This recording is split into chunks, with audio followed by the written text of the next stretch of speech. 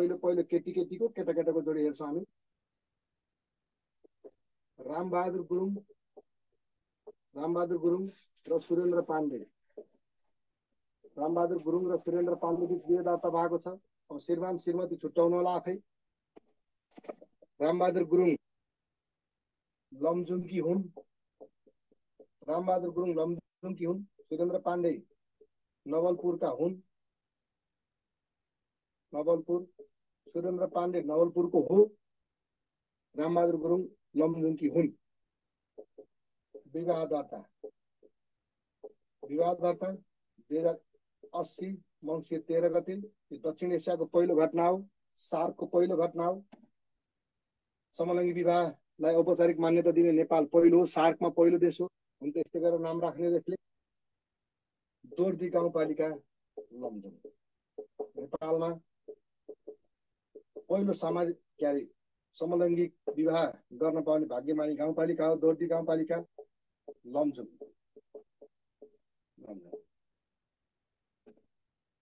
त्यस्तै केटी केटी अन्जुदेवी श्रेष्ठ र सुप्रिया गुरुङ। अन्जुदेवी श्रेष्ठ र सुप्रिया गुरुङ बीच पनि बिहे दर्ता भएको छ। केटी केटी अब अन्जुदेवी श्रेष्ठ र सुप्रिया गुरुङमा श्रीमान श्रीमती को हुन् त फेरि। अन्जुदेवी श्रेष्ठ बर्दियाको हो। सुप्रिया गुरुङ तनहुकी हुन्। अन्जुदेवी श्रेष्ठ बर्दियाको हो। सुप्रिया गुरुङ तनहुकी हुन्। यिनीहरू बीच विवाह दर्ता माघ 29 गते 2080। माघ 29 गते कहाँ भएको थियो त? बडैयाताल गाउँपालिका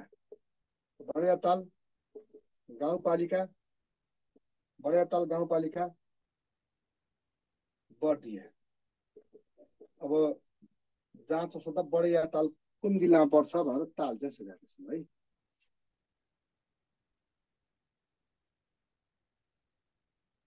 बडैयाताल गाउँपालिका बर्दिया। अब ससाई घटनालाई अब यो अवधिमा मृत्यु हुने, नेपाललाई खुसी दुखी भ्रष्टाचारको सूचकमा कति स्थानमा राखेको छ त्यो घटनालाई पनि चर्चा गरे। अब मृत्यु भन्ने है यो अवस्थामा राष्ट्रिय अन्तर्राष्ट्रिय व्यक्तिहरूको कसको मृत्यु भएको छ।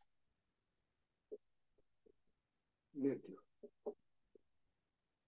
यो अवधिमा मर्ने महानुभावहरू है। नेपालको पहिलो महिला न्यायाधीश शारदा श्रेष्ठ निधन भएको छ। नेपालको पहिलो महिला न्यायाधीश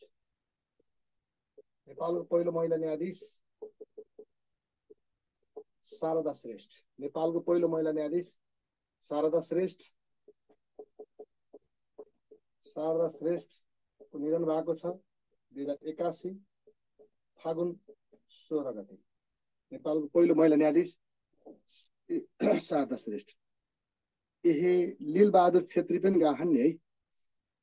हाम्रो बसाई उपन्यासका लेखक भन्छ साँच्चै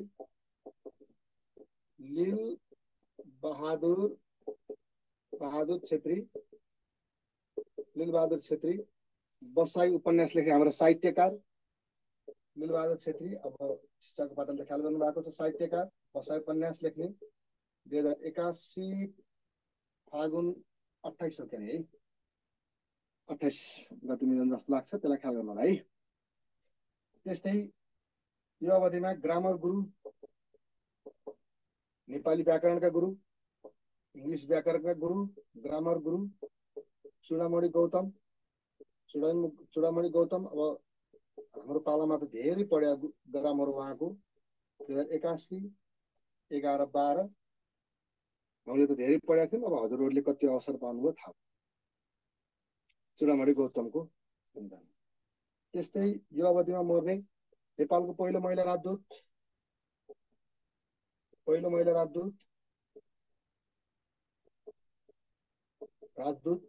बिन्देश्वरी शाह। नेपालको पहिलो महिला राजदूत बिन्देश्वरी शाहको निधन भएको छ 2081 पुस 18 गते। यसै दिन बाल कलाकार सचिन परियार बाल कलाकार सचिन परियारको पनि निधन भएको देखिन्छ पुस 18 गते नै एउटै मितिमा। बाल कलाकार सचिन परियारको निधन 18 गते। त्यस्तै शक्ति समूहका अध्यक्ष रोमन म्यागसेसे पुरस्कारबाट सम्मानित शक्ति समूहकी अध्यक्ष सुनिता दनुवार जसले एसियाको नोबेल पुरस्कार भनिने रोमन म्यागसेसे पुरस्कारबाट सन् 2013 मा सम्मानित भएकी थिइन्। रोमन म्यागसेसे पुरस्कार 2013 बाट सम्मानित सुनिता दनुवारको निधन भएको छ 2081 पुस 8 गते। त्यस्तै काठमाडौँका कुचिकार भनेर चिनिने काठमाडौँ महानगरका पहिलो mayor LP Singh PL Singh sir Premlal Singh PL Singh पहिलो मेयर प्रेमलाल सिंह पीएल सिंहको निधन भएको छ 2081 पुस 1 गते। त्यस्तै यो अवधिमा मर्नेहरूको महानुभाव हुनुहुन्छ पूर्व सभामुख दमननाथ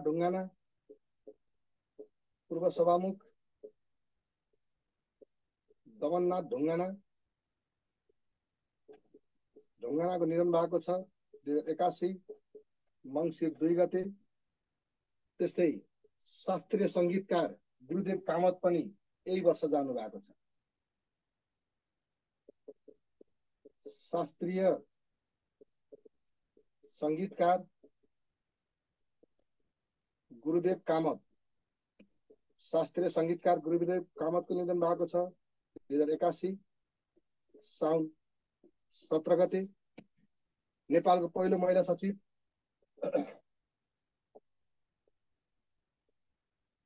सचिव चन्द्रकला किरण पनि यही वर्ष जानु भएको छ। सचिव चन्द्रकला किरण नेपालको पहिलो महिला सचिव चन्द्रकला किरण यो त मृत्यु सोधे जस्तो लाग्छ 2081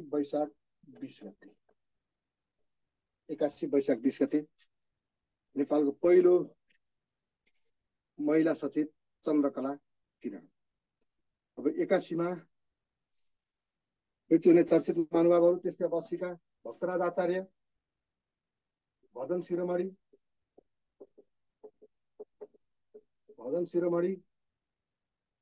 भक्तराज आचार्य ख्याल गर्नु भएको छ फागुन 14 गते 2080 फागुन 14 गते भजन शिरोमणि भक्तराज आचार्य फागुन 14 गते 80 फागुन 14 है।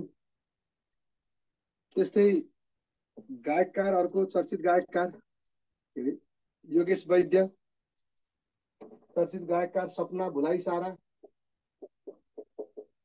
गायककार योगेश वैद्य सपना भुलाई सारा भन्ने गीतका रचना गायककार 2080 माघ 5 गते जानु भएको छ। कोलिन स्मिथ भनेर चिनिने बेलायतका नागरिक पुतली बाजे उनको वास्तविक नाम कोलिन स्मिथ हो। कोलिन स्मिथ बेलायतका हुन्। पोखरामा 2022 सालमा आएर पुतलीको बारेमा अध्ययन गरेर बसे हुनाले उनको नाम पुतली बाजे दिएको थियो। 2081 जाजरकोट भूकम्प कहिले भयो? कार्तिक 17 गते जाजरकोट भूकम्प गएको थियो, यिनी 18 गतेमा। त्यस्तै पूर्व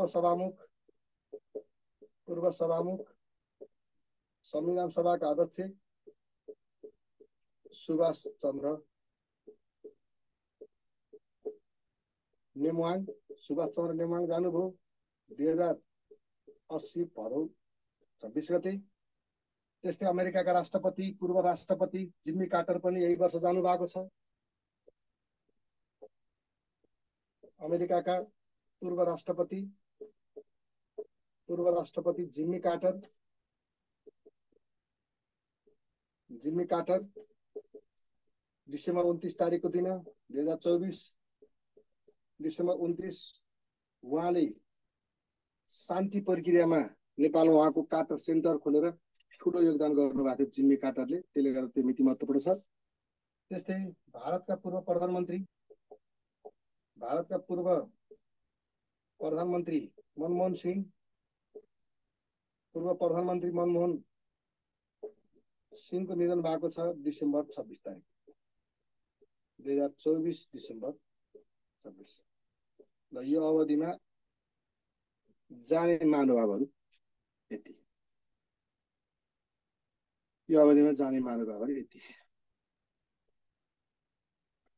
अब आजलाई हामी यति गर्छौँ। भोलि जस्तीको टाइमबाट जम्मा हुन्छौँ। भोलि खेलकुद पुरस्कार र विश्व प्रतिवेदनमा खुसीमा, भ्रष्टाचारमा, मानव विकास सूचाङ्कमा आदि सूचकहरूमा नेपाल विश्वमा कति स्थानमा छ, त्यो घटनालाई लिएर भोलि फेरि हामी निरन्तर गर्नेछौँ। हस्, आजलाई शुभरात्रि। प्यार रासँग गर्नुहोला।